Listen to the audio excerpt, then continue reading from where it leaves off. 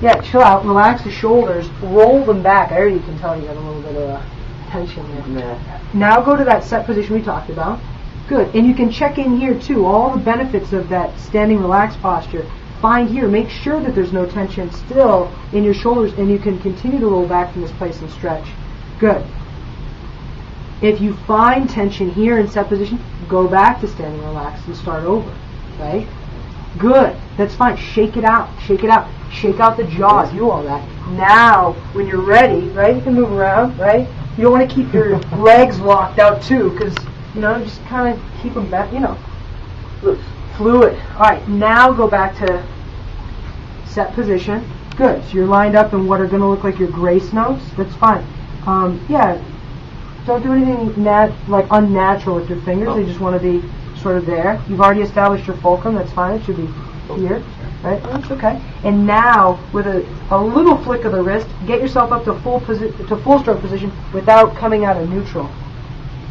Yeah, that's somewhat neutral. That's fine. You don't want any extra. No, it's okay. It's good. Try it with both hands. Yeah. So this is where the mirror helps. Again, neutral is going to be this. And when I say neutral, I mean the wrist being on the same plane as the forearm, like this. So watch my wrist isn't going to move a whole lot as I get myself from set position to a full stroke position. So if you have a mirror in front of you, you'll notice, you'll say, oh, my right and my left look a little different, and my left is doing a little extra work to get itself up there.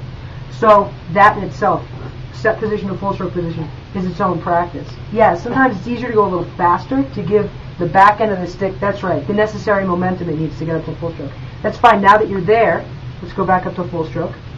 Good. Now you're just going to release through the wrist and drop the stick. So basically the tip of the stick is sort of connected to that wrist, and you just flip it through. That's fine. You hit a rim shot. That's fine. Take your eyes right now and actually visualize and focus striking through the drum and just get there. See what happens. Allow the stick to bounce. Yep, it's okay. That's it. Try to experience that rebound. Good. Now each time you do this, you can reset yourself. In other words, right there, I think I heard you say, oh, and you said, oh, sorry, or something, right? That's your mind being like, right? A little bit of tension. The whole thing is staying open to it. So if you find yourself hitting and then knowing you may have misstruck or you made a mistake, you immediately tense up. Go back to the beginning. Go back to standing relaxed. Take a breath in there. Go to set position, full stroke position, and start over.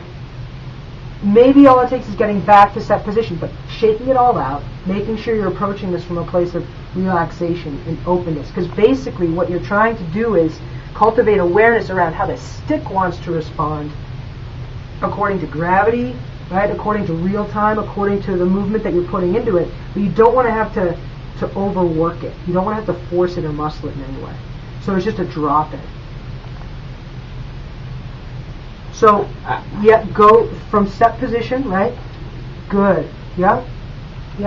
Relax this, right? Drop all this. Good. Breathe in there, right? Your body's still sitting in traffic. You're like, man, that light's gonna turn green, right? Just shake all that off. Here you are, right? It's okay now. Good. So now go to full stroke. Yep, with both. There you go. Excellent. Now just drop that right hand through. Good. That's fine. Your left's going to be a little different than the right, obviously. What you're going for and why these pads are the best thing to practice on is because they're responsive in the center. You actually need to get a nice full stroke in the middle, right, to get that consistent sound. Because once you bring it out here, you're going to know it, right? So these are the best ones to practice on. So let's try a couple more of these full strokes. So I'd rather see you start. Good. Check in, yeah. Relax on it. Roll your shoulders back. Good. This is a much different approach to practicing. And these are basic warm-ups. And it may seem like you sit down behind the kit and all this stuff goes out the window. It's a process of doing this consistently, starting to be aware of the stick, and then integrating that into your playing. Because you may find you sit down and you're trying to do some other exercises that are fast or that you need to play louder on, and all this stuff seems to be like out the window. As you continue to practice your rudiments this way, from slow then to fast to slow, with this mindfulness and this appreciation of the rebound and proper technique and stroke, you retrain your body, and then it's a matter of integrating it into your playing. Because you're going to play, and it's just like, I got to get the job done. I can't think about, like, the Zen art of drumming and being, you know, right? But this is the Jedi stuff that, over time, it'll integrate itself, and then you'll find that, oh, I can play faster, I can play louder, right? This is that molar stuff. This is that next level where you're like, oh, all right, it's not a matter of muscling. It's a matter of using the larger motor movements here, right? Involving that shoulder, so it becomes more of a whip instead of a throwing gesture. You know what I mean? Okay. Are you ready for the next thing? I think so. All right.